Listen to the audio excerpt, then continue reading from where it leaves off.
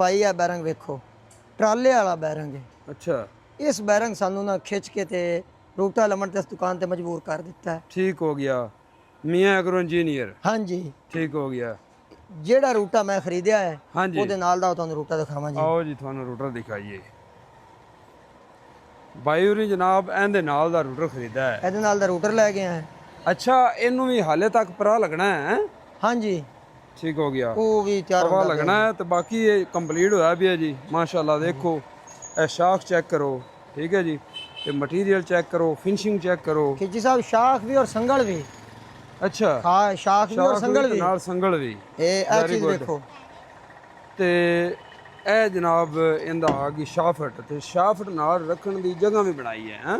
ਜੀ ਸਰ ਕੀ ਬਾਤ ਹੈ। ਇਹ ਚੈੱਕ ਕਰੋ ਜੀ। ਇਹ ਸਈਦ ਭਾਈ ਇਹ ਫਾੜਾ ਲਾਉਣ ਦਾ ਕੀ ਮਕਸਦ ਹੈ?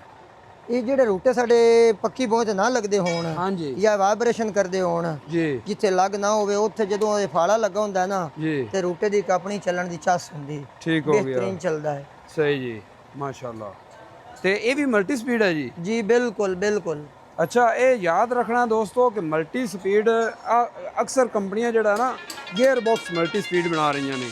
ਇਹ ਬਾਈ ਹੋਰੀ ਮਲਟੀ ਸਪੀਡ ਇਹ ਜਿਹੜਾ ਸਾਈਡ ਵਾਲਾ ਬਾਕਸ ਹੈ ਨਾ ਮਲਟੀ ਸਪੀਡ ਇੱਥੋਂ ਕੀਤਾ ਹੋਇਆ। ਅਗਰ ਤੁਸੀਂ ਚੱਕਰ ਘਟਾਉਣਾ ਵਧਾਉਣਾ ਚਾਹੁੰਦੇ ਹੋ ਤੇ ਇੱਥੋਂ ਘਟਣਗੇ। ਥੱਲੇ ਵਾਲੀ ਗਰਾਰੀ ਉੱਤੇ ਤੇ ਉਤਲੀ ਥੱਲੇ ਚੇਂਜ ਕਰਸੋ ਤੇ ਇਹ ਜਨਾਬ ਇਹਦੇ ਚੱਕਰ ਘਟ ਵੱਧ ਹੋ ਜਾਣਗੇ। ਚੈੱਕ ਕਰਾਓ ਜੀ ਆਸਿਫ ਭਾਈ ਇਹ ਚੀਜ਼ ਨਾਲ ਲੱਗਦੀ। ਅੱਛਾ ਜੀ ਇਹ ਚੀਜ਼ ਨਾਲ ਲੱਗਦੀ। ਇਹਦਾ ਕੀ ਮਕਸਦ ਹੈ?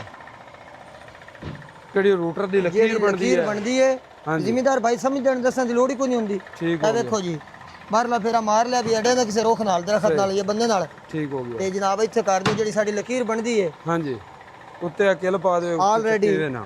ਠੀਕ ਹੋ ਗਿਆ ਵੈਰੀ ਗੁੱਡ। ਲਓ ਜੀ ਇਹ ਰੂਟਾ ਬਣਾ ਪਿਆ ਹੈ ਤੇ ਮਾਸ਼ਾਅੱਲਾ ਬਹੁਤ ਹੀ ਸੋਹਣਾ ਕੰਮ ਹੋਇਆ ਪਿਆ ਹੈ। ਚੈੱਕ ਕਰੋ ਹਬ ਚੈੱਕ ਕਰੋ ਜੀ। ਹਾਂਜੀ ਤੇ ਕ੍ਰਾਸ ਚੈੱਕ ਕਰੋ। ਹਬ ਚੈੱਕ ਕਰੋ ਆਸਿਫ ਭਾਈ। ਕੀ ਬਾਤ ਹੈ। ਇਹ ਕਹਿੰਦੇ ਨੇ ਇਹਨਾਂ ਦੀ ਹੱਬ ਦਾ ਬੜਾ ਵਜ਼ਨ ਹੈਗਾ। ਇਹਨਾਂ ਦਾ ਗਾਲਬਨ ਦੱਸ ਰਿਹਾ ਸੀ 16 ਕਿਲੋ ਦੀ ਹੱਬ ਦਾ 15 ਕਿਲੋ ਦੱਸ ਰਿਹਾ ਸੀ। ਅੱਛਾ ਉਹ ਕਹਿ ਰਹੇ ਤਕਰੀਬਨ 15 ਕਿਲੋ ਤੇ ਕਾਬਲੇ ਸਾਰੇ ਵਲੈਤੀ ਲਾ ਕਾਲੇ ਆ ਪਟਾ ਲਾ ਦਿੱਤਾ ਹੈ। ਹਾਂਜੀ ਧੂਲ ਘੱਟੇ ਵਾਸਤੇ। ਹਾਂਜੀ ਮਿੱਟੀ ਅਗਾ ਨਾ ਜਾਵੇ ਦੁਆ